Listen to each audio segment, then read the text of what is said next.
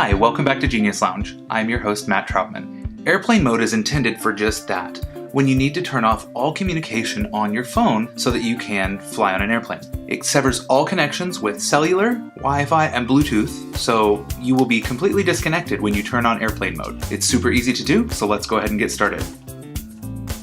I'm going to swipe up from the bottom of my phone, and you'll notice in the upper left-hand corner, there's a picture of a little airplane.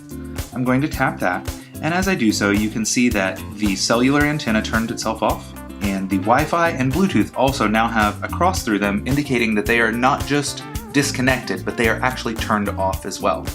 When I swipe down, in the upper left-hand corner of my screen, I see a little airplane. This indicates that airplane mode is on, and all of my radio antennas within my phone are turned off.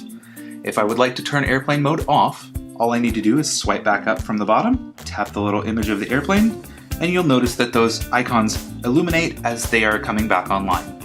I swipe down, and now I see that I'm connected again. If you found today's quick tip helpful, feel free to share with friends and family.